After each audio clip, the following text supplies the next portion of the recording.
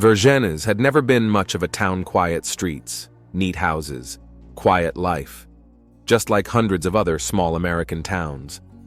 On Clement Street, Monica Williams, a nurse at the local hospital, lived in a two-story house with bright blue shutters. In her 45 years, she was still an attractive woman, tall, with a graceful figure and attentive brown eyes framed by barely visible wrinkles. After her divorce 3 years ago, she lived alone with her son Louis. Luis, a 17-year-old high school senior, was Monica's pride. The star of the school basketball team, he had a natural charm and an easygoing personality. Inheriting his mother's height and slimness, he attracted the attention of girls, although he himself was indifferent to it. School, training, friends, his life flowed predictably and calmly. Every morning in the Williams house began the same way. Monica would get up at 6, make breakfast, and get ready for work. Louis appeared in the kitchen at 7, sleepy and disheveled, but always kissed his mother on the cheek and thanked her for her concern. This ritual was a permanent part of their lives, a small testament to the fact that even without a father, they were still a real family. "I'm staying late today, we have extra practice," Louis said, drinking orange juice on toast. "Kevin's staying too, and maybe we'll stop by afterward." Monica nodded, trying to make her smile look natural. Kevin's name evoked mixed feelings in her that she was afraid to admit even to herself. Kevin Taylor had been Luis's best friend for the past 2 years. They met on the basketball team and quickly became inseparable. For Monica, Kevin's appearance in their home was at first just another aspect of her son's life. But gradually, something changed. The first time she noticed it was in mid-fall. Kevin was helping her in the kitchen while Luis showered after practice. They were standing side by side, chopping vegetables for a salad, and his hand accidentally touched her arm. The touch lasted only a moment, but it made her flinch. She intercepted his gaze. Attentive, studying, not boyish at all. After that, Monica began to notice how often Kevin was at their house, even when Louis was busy. He helped with minor repairs, took an interest in her work, listened to stories about patients. Unlike his peers, he knew how to listen, attentively, without interrupting, asking questions that showed he was genuinely interested. Monica tried to convince herself that she saw him as just a good friend to her son, almost a second child. But every day it became harder to ignore the fact that next to her was not a child, but a young man, intelligent, attentive, looking at her with undisguised admiration. Everything changed on a December evening when Luis unexpectedly left with the team for an away match in a neighboring town. Kevin arrived, unaware of his friend's departure. It was just the two of them in the empty house, and the tension that had been building up for months finally broke through. Their first kiss was awkward, almost painful, full of shame and desire. They sat silent for a long time afterward, not looking at each other. "This isn't right," Monica whispered then. "I know," Kevin replied, but didn't leave. That night was the beginning of their clandestine affair, sneaking meetings when Luis was away at practice or out with friends. Each time, Monica swore to herself that this was the last time that she would end this crazy, unforgivable affair. And each time, she couldn't find the strength to keep her promise. She knew she was betraying her son, that she was violating every conceivable boundary. But for the first time in years, she felt alive, wanted, needed, not just as a mother or a nurse. At 17, Kevin had an amazing ability to make her forget about age, about propriety, about consequences. And then the results of the routine medical exam came in, and Monica's world came crashing down. She sat in the office of Dr. Higgins, her colleague and longtime friend, and couldn't believe what she was hearing. "Say that again, please," she asked, clutching the folder of tests in her hands. Dr. Higgins sighed, his face expressing genuine sympathy. "Monica, the HIV test was positive. We retested, and the result is the same. I'm so sorry." She stared at him, unable to comprehend what she was hearing. HIV. 3 letters that were turning her whole life upside down. As a nurse, she knew exactly what it meant. The numerous medications, the constant monitoring, the perpetual fear of any infection. "But how?" she whispered. I didn't have..." she stammered, unable to say the truth out loud. She hadn't had anyone but Kevin since the divorce. No one but her son's 17-year-old friend. Dr. Higgins delicately averted his gaze. Monica, you know that a virus can be present in the body for a long time before symptoms appear or it's detected in a test. Maybe it's... He hesitated, searching for words. A consequence of the relationship you've had in the past. She nodded silently, realizing he was trying to give her an acceptable explanation. But a terrible suspicion was already brewing inside. What if Kevin knew about her status? What if he had deliberately put her at risk? The rest of the day passed like a blur. She mechanically performed her duties at the hospital, smiling at patients, filling out charts. But inside, a storm was brewing. When she returned home, she found a note from Luis. He had gone to a friend's house and would be back late. Monica sank into a kitchen chair, wrapping her arms around her head. She needed to think, to decide what to do next. But her thoughts were jumbled, returning again and again to the same question. Did Kevin know? She didn't notice how the hours flew by. The ringing of the doorbell made her flinch. Kevin stood on the doorstep, tall, slender, with that special grace that athletes have. He smiled, but the smile faded when he saw her face. "What's wrong?" he asked, entering the house. "Were you crying?" Monica stepped back, creating distance between them. "We need to talk," she said, and her voice sounded unrecognizably cold. "Now." They walked to the kitchen. Monica sat down, indicating Kevin to the chair across from her. She stared at him, trying to see this young man as someone who could knowingly cause her such pain. "I got the results of the physical," she began, watching his reaction. "I've been diagnosed with HIV. Kevin's face changed. First bewilderment, then shock, then fear? Or was it an elaborate game? "What?" he breathed out. "But how? Are you sure?" "Positive. 2 tests confirmed it." He shook his head as if trying to chase away a bad dream. "But it can't be me. I'm healthy. I've never... Did you get tested?" Monica interrupted him. "When was the last time you had a test?" Kevin was silent, and that silence was more eloquent than any words. "Yeah, I don't remember," he finally said. "A long time ago. But I had no symptoms, no signs. I would have known if something was wrong." "HIV can take years to kick in," Monica said bitterly. "Haven't you read any medical literature or slept through biology class?" Kevin turned even paler. "You think I knew? You think I purposely..." He couldn't finish the sentence. "I don't know what to think," Monica replied tiredly. "All I know is that I haven't had anyone but you since the divorce. And I know that my life will never be the same now." Kevin jumped up, his eyes glistening with tears. "I swear I didn't know. I would never do something like that on purpose. You have to believe me." "You have to?" Monica grinned bitterly. "I don't owe you anything. Do you realize what you've done? You ruined my life, and not just mine, Luis's too. How am I going to tell my son that his mother is HIV positive? How am I going to explain where that came from?" Kevin dropped to his knees in front of her, trying to take her hands. She yanked them away like they were on fire. "Please, Monica, listen to me. I love you, you know that. I would never intentionally hurt you. I didn't know, I swear on everything I hold dear." "Who else did you have?" she asked suddenly. "Besides me. And don't lie to me, Kevin. This is no time for lies." He lowered his head, and that was more eloquent than any confession. "Tasha," he whispered. "Only Tasha." Monica knew who Tasha was. Louis had mentioned her, Kevin's girlfriend, a year younger than them. She'd even seen her once, fragile, with huge eyes and a wary look. "Does she know about us?" Monica asked, feeling nausea coming up her throat. "No, of course not!" Kevin exclaimed. "No one knows, I swear!" Monica closed her eyes. So now this girl was in danger too. Or maybe she was the one who had given Kevin the virus. Another round of unanswered questions. "You need to get tested," she said, trying to keep her voice steady. "Now. And you need to talk to Tasha. She needs to get tested too." "But how am I going to explain this to her?" Kevin sounded panicked. "She doesn't know about us. She won't understand why I'm talking about HIV all of a sudden." "You'll think of something," Monica said. "You're quite creative when it comes to lying." They didn't notice the door to the kitchen open slightly. They didn't see the thin figure standing in the doorway. They didn't hear the quiet, intermittent breathing. Tasha Brooks had come to the Williams house, following Kevin.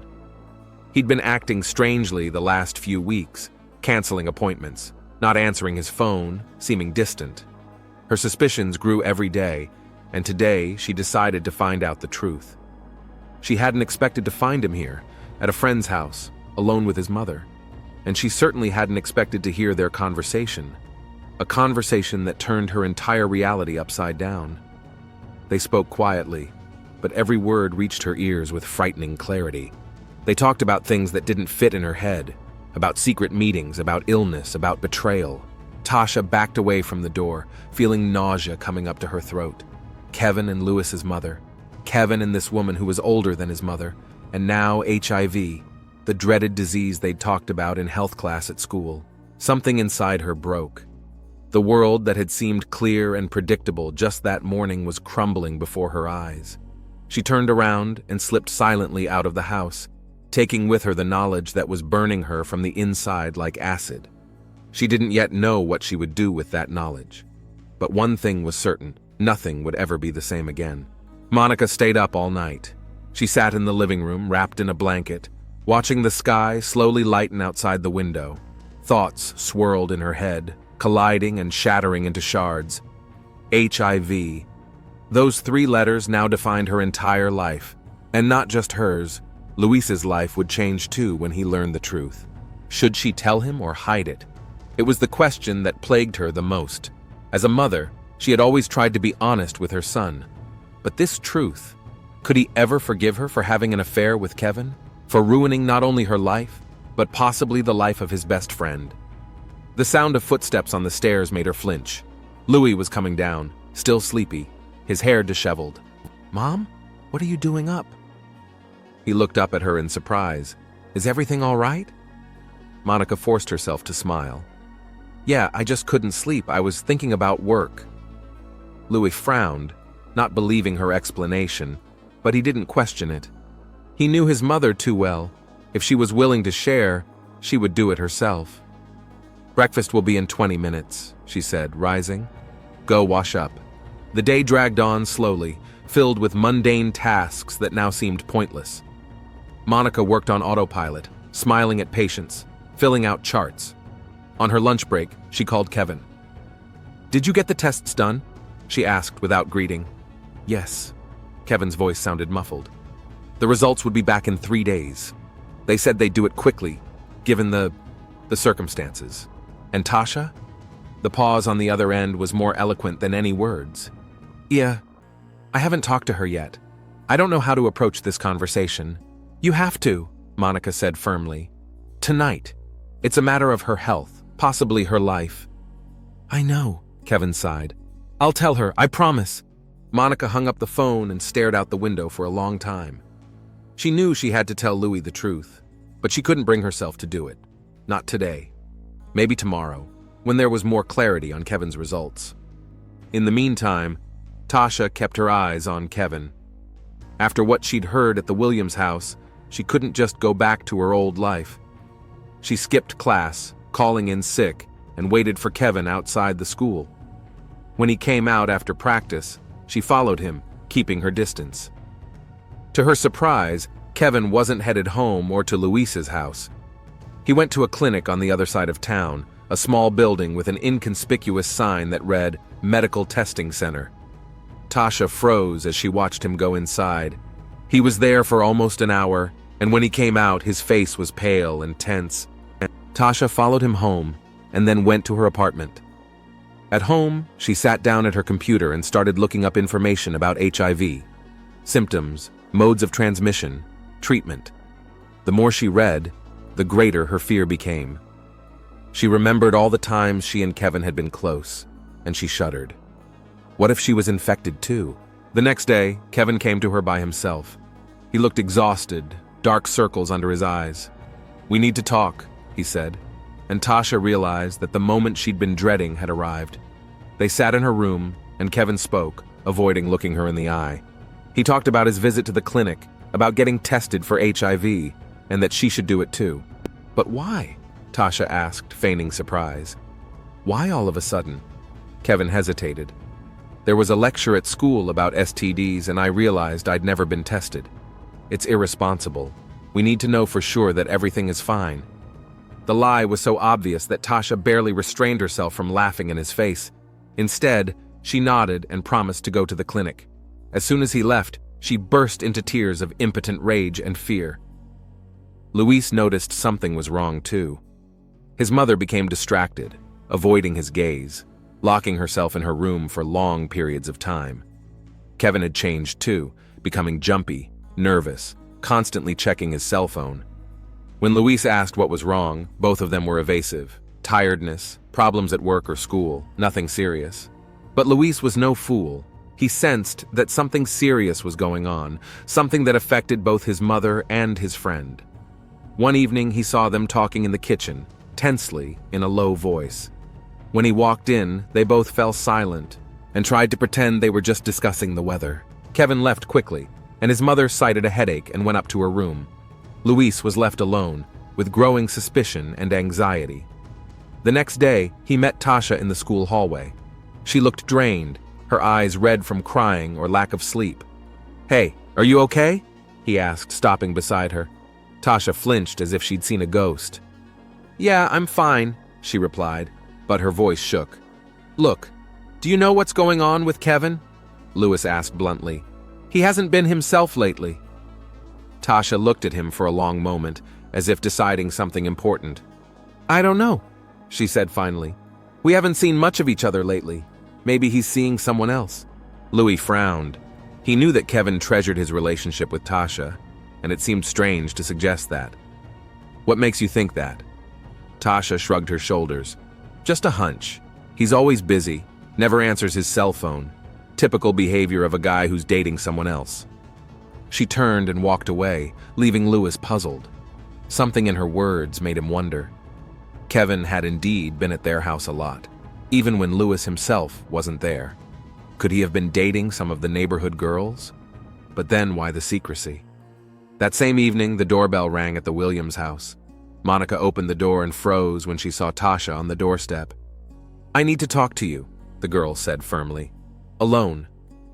Monica felt a chill go down her spine, but stepped back, letting Tasha into the house. "Louis is in his room," she said quietly. "Let's go into the kitchen." They sat down at the table, and Tasha pulled an envelope out of her backpack. "I took the tests," she said without preamble. "HIV and other infections, all negative." Monica closed her eyes, feeling her knees weaken even in a sitting position. So Tasha knew. "But how?" "I heard you and Kevin talking," Tasha said, as if answering her unspoken question. "Then, 3 days ago, I followed him, and I heard everything." "Tasha, Don't explain," the girl interrupted her. "I understand. You two—" She wrinkled her nose, unable to say it out loud. "But that's not the point. The point is that Kevin lied to you. He knew about his status." Monica stared at her in shock. "What? How did you—" "I have a friend who works at the clinic where Kevin had his tests. He said Kevin went there 4 months ago, and it came back positive." Monica felt the ground slipping away from under her feet. Kevin knew. All this time, he knew and continued to put her at risk. "Why are you telling me this?" she asked hoarsely. Tasha shrugged her shoulders. "Because you need to know the truth. And because I want you to talk to Louis. He deserves to know what's going on." With those words, she stood up and headed for the exit. At the door, she turned around. "I loved him," she said quietly. "And he destroyed everything I held dear."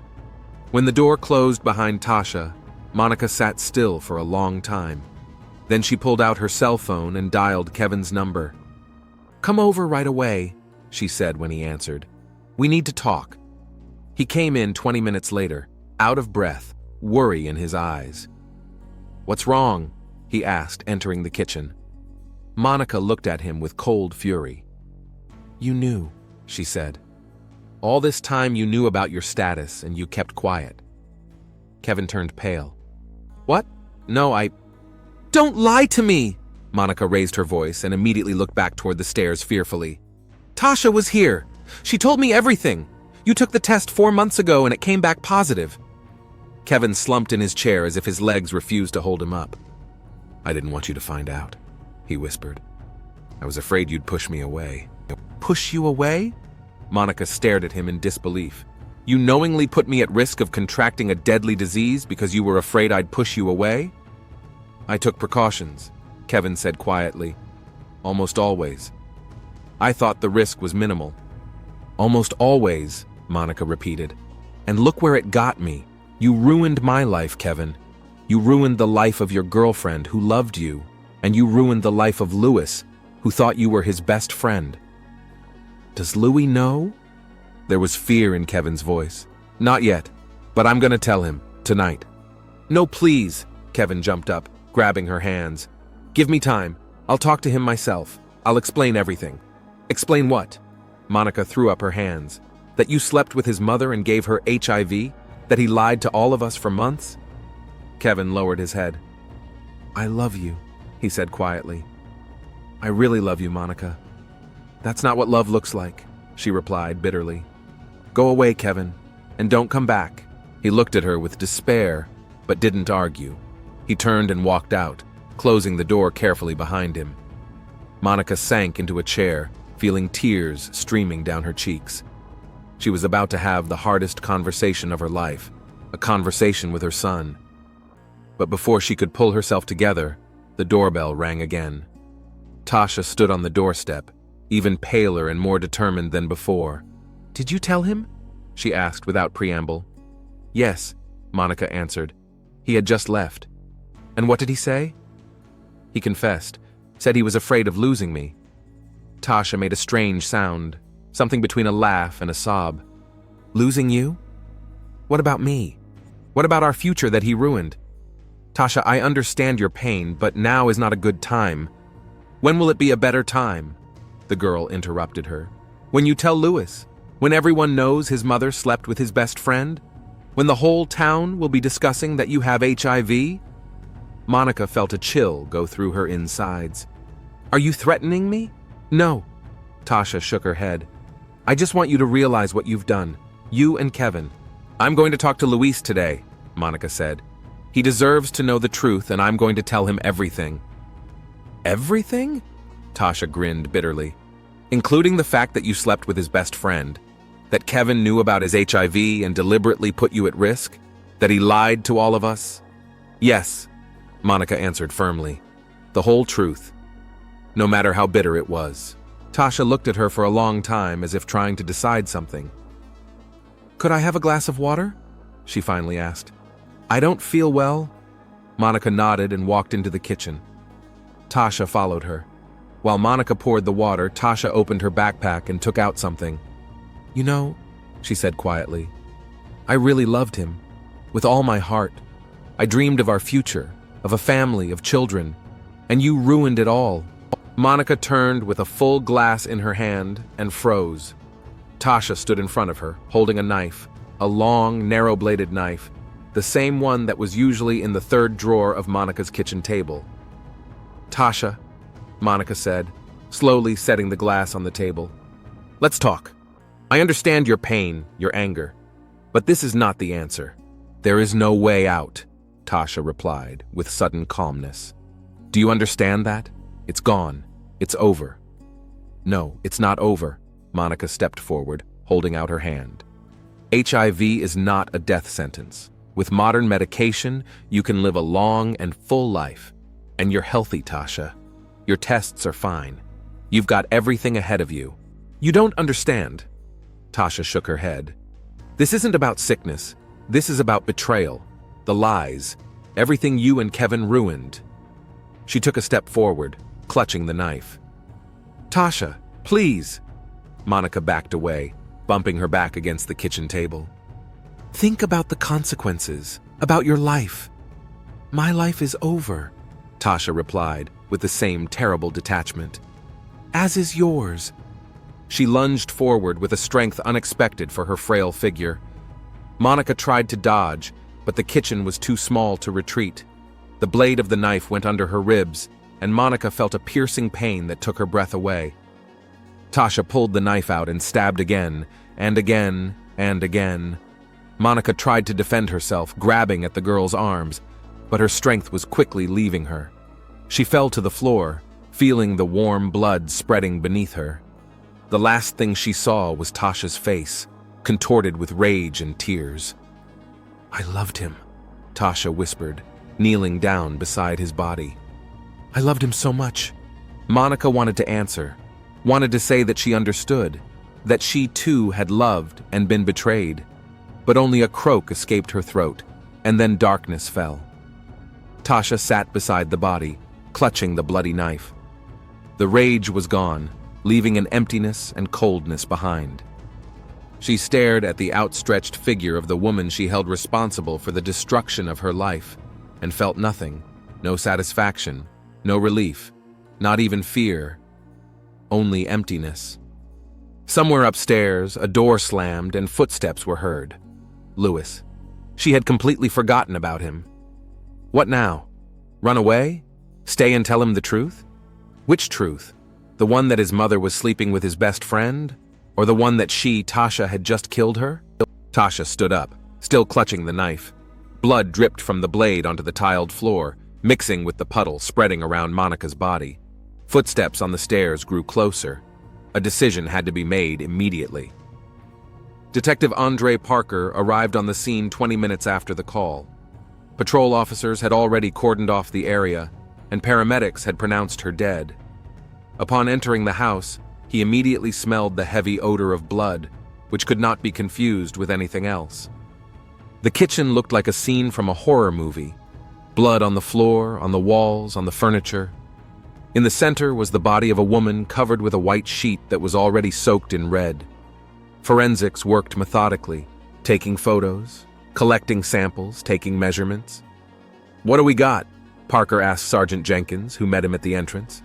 Monica Williams, 45, nurse at Central Hospital. Multiple stab wounds, 17 in all. Found by her son, Louis Williams, 17, when he came down from his room. He called the police. "Where is he now?" "In the living room with the counselor. The kid's in shock, you know." Parker nodded and headed into the living room. On the couch sat a dark-skinned young man, tall, athletic, with a frozen, absent look. Maria Gomez, the police psychologist, sat next to him, quietly saying something soothing. "Detective Parker," he introduced himself, approaching them. "Luis, I realize this is a very difficult time, but I need to ask you a few questions." Louis looked up slowly. His eyes were dry, but there was a desperation in them that made Parker uncomfortable. "Tell me what happened," the detective asked softly. "I was upstairs in my room." Louis's voice sounded mechanical, as if he were reading from a piece of paper. "I was doing my homework. I heard some noise downstairs, but I didn't pay much attention. My mother often dropped things in the kitchen. Then it got quiet. Too quiet. I went downstairs and found her." "Did you see anyone? Did you hear voices?" Louis shook his head. "No, nothing." "Was your mother expecting someone? Did she have any visitors today?" "I don't know." Luis rubbed his face with his hands. "I've been in my room most of the day, but she's been acting strange lately, like she was hiding something." "Strange? What do you mean?" "Nervous, not talking much. She locked herself in her room a lot, and she had a fight with Kevin." "Kevin?" "My best friend. He used to come over to our house a lot, but the last few days it was like he and Mom were avoiding each other." Parker made a note in his notebook. "I'm gonna need to talk to him. Do you know where I can find him?" "He should be at home, or his girlfriend Tasha." One more note. "Did your mom have any enemies? Someone who might have wanted to hurt her?" Louis shook his head. "No, everyone loved her. She was..." His voice trembled. "She was a good person." Parker put a hand on the young man's shoulder. "We'll find whoever did this, Louis, I promise." Leaving the living room, Parker headed toward the forensics team. They were already finishing up their work in the kitchen. "What do you think?" he asked. "Multiple stab wounds inflicted with great force," one of the technicians answered. "The assailant appeared to be enraged. The murder weapon, a kitchen knife, was found here on the floor. Prints? Already taken, sent to the lab. But there's something interesting." The tech pointed to the table. 2 glasses. One has water in it, almost untouched. Looks like the victim talked to someone shortly before she died, maybe even offered a drink. So she knew the killer, Parker concluded. Check the glasses for prints and DNA. Already on it. Parker stepped out into the yard, breathed in the fresh air. A picture of what had happened began to form in his mind. Monica Williams, respected nurse and single mom, murdered in her own home. The killer was most likely someone she knew. Her son said something about his mother's recent strange behavior and a fight with a family friend. That was already a lead. He pulled out his cell phone and dialed a number. "I need Kevin Taylor's address," he said when he got an answer. "And a girl named Tasha, last name I don't know yet. Both teenagers, presumably classmates of Lewis Williams." Half an hour later, he had all the information he needed. Kevin Taylor lived 3 blocks from the Williams house. Tasha Brooks, another 2 blocks away. Both went to the same high school as Louis. Parker decided to start with Kevin. Pulling up to his house, a small, dilapidated building with peeling paint, he watched for a few minutes before approaching the door. There was a light on in the house, which meant someone was home. At his knock, the door was opened by a skinny, dark-skinned guy. When he saw the detective's badge, he visibly tensed. "Kevin Taylor?" Parker asked. "Yes." The young man's voice sounded wary. "Detective Andre Parker, I need to ask you some questions about Monica Williams." Kevin's face changed. Fear, guilt, shock. The emotions alternated with surprising speed. "What's wrong with her?" he asked hoarsely. "She's dead," Parker answered bluntly. "Murdered tonight in her own home." Kevin staggered back, grabbing the door jamb. "No," he whispered. "It couldn't be." "Can I come in?" Parker asked. Kevin stepped back silently, letting the detective into the house. They went into the living room, a small, modestly furnished room. "When was the last time you saw Monica Williams?" Parker asked when they sat down. "Today," Kevin answered after a pause. "I was at their house around 6 in the evening." "Why?" Kevin looked away. "We needed to talk. It was personal." "Personal?" Parker stepped forward. "What kind of personal?" "Look, I didn't kill her, if that's what you mean," Kevin said sharply. "Yes, we had a fight, but she was alive when I left." "What did you fight about?" Kevin was silent, obviously struggling with himself. "It's hard to explain," he said finally, "and I'm not sure what it had to do with her death." "Let me decide what's relevant to the investigation," Parker said firmly. "You were one of the last people to see her alive, and you had an argument with her shortly before she died. That makes you a potential suspect." "I didn't kill her," Kevin repeated with desperation. "I would never." "Then tell me the truth. What happened between you two?" Kevin took a deep breath. "We had a relationship," he said quietly. "Not just a friendship, we dated." Parker didn't let the surprise show on his face. "You dated your best friend's mother?" "Yes," Kevin lowered his head. "For a few months. Louis didn't know, no one knew." "And what was your conversation today about?" Kevin was silent for so long that Parker began to think he wouldn't answer. "Monica was diagnosed with HIV," he said finally. "In a routine physical. She thought she'd gotten it from me." "And is that true?" "I don't know." Kevin looked up at the detective with a weary look. "I really don't know. I took the tests, but the results aren't back yet." "But she thought you knew about your status and kept it from her?" "Yes. Tasha told her that I was tested a few months ago and the result was positive. But that's not true. I've never been tested like that before." "Tasha? Your girlfriend?" "Yeah. She, found out about me and Monica. I don't know how. And she was furious." Parker looked at the young man carefully. The story seemed absurd, but there was an inner logic to it. A secret affair with a friend's mother, an HIV diagnosis, a girl finding out about the affair. All of this could have led to tragedy. "Where is Tasha now?" he asked. "I don't know." Kevin shook his head. "At home, I guess. We haven't spoken since she found out about Monica and me." "When did that happen?" 3 days ago. She came to me in tears, screaming that I'd betrayed her, that I'd ruined her life. I tried to explain, but she wouldn't listen. Parker stood up. "I need to talk to her. Stay here, Kevin. I'll be back." "You don't think Tasha could—" Kevin didn't finish the sentence, but there was terror in his eyes. "I'm just gathering information," Parker said neutrally. Nothing more. Tasha Brooks' house was empty. Neighbors said they hadn't seen her all day. Her parents had gone to relatives for the weekend. The girl had to be alone. Parker went back to the station. By then, the first forensic results had already come back. Tasha Brooks' prints were found on the knife that killed Monica. Her DNA was also found on one of the glasses in the kitchen. Put out an APB on her, Parker said. The girl could be dangerous. Luis was temporarily placed in the home of his aunt, Monica's sister. Parker visited him the next day.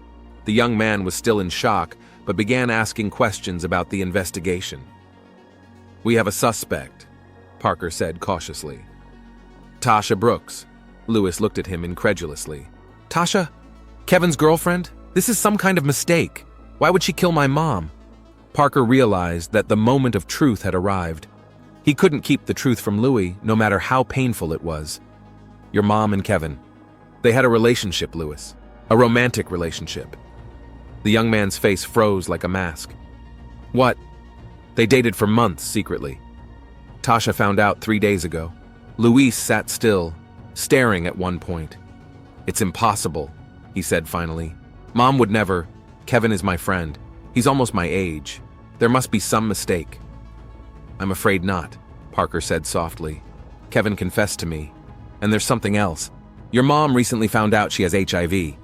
Louis flinched as if struck by a blow. "What?" She thought she got it from Kevin, and Tasha had convinced her that Kevin knew about her status, but had hidden it. "Jesus!" Luis covered his face with his hands. "This can't be true. I'm sorry, Luis. I really am." Tasha was found 2 days later. She hadn't tried to hide, just wandered the streets of the neighboring town as if in a trance. A patrolman recognized her from a photo and picked her up without resistance. Parker questioned her in the presence of a lawyer and a psychologist. Tasha was calm, almost detached. "Do you know why you're here?" Parker asked. "Yes," she answered flatly. "I killed Monica Williams. Tell me what happened." Tasha spoke monotonously, without emotion, as if she were telling someone else's story. "I went to her house. I wanted to talk to her. Tell her what I knew about her and Kevin. She invited me into the kitchen, offered me some water. We talked about Kevin, about how he lied to her about HIV. I was so angry, so hurt. I took a knife, and I stabbed her. And then I couldn't stop." "Why did you tell Monica that Kevin knew about his HIV status? Is that true?" Tasha shook her head. "No," I lied. "I wanted her to hate him like I did. I wanted to destroy what they had." "Did you plan the murder beforehand?" "No." Tasha showed emotion for the first time, tears glistening in her eyes. "I just wanted to talk. But when she said she was going to tell Louis the truth, I don't know what happened to me. Something broke inside." Parker closed his notebook. "Tasha Brooks, you're under arrest for the murder of Monica Williams." Tasha's trial was quick. Given her confession, no criminal record and juvenile record, she was given 15 years with the possibility of parole in 8. Kevin, whose HIV tests came back negative, tried to talk to Luis, but he refused to see him. Soon, Kevin moved with his mother to another city, changed schools, and started a new life. And Luis stayed behind. He lived with his aunt, finished high school, and planned to go to college. But he was no longer the same, more withdrawn, serious, rarely smiling. One day, almost a year after the tragedy, he went to his mother's grave. He laid flowers and stood silent for a long time. "I'm trying to understand, Mom," he said at last. "I'm trying to forgive, but it's so hard." The wind rustled the leaves above his head, as if trying to say something. Louis listened to the whispers, hoping for answers he didn't have. "I love you," he said softly. "No matter what, I will always love you." He turned and walked away from the grave, taking with him the pain that he knew would never fully subside, but that he would learn to live with. He was only 18 and had his whole life ahead of him, a life in which he would have to carry the weight of the past, but in which he hoped there would be room for love, forgiveness, and hope. Detective Parker sometimes thought of this case, one of the most tragic in his practice. He thought of forbidden love, of betrayal, of the rage that could push him to murder. He thought of young lives maimed by one fatal mistake. And every time he passed the blue-shuttered house on Clement Street, he slowed down, as if paying homage to the tragedy that had played out behind its walls.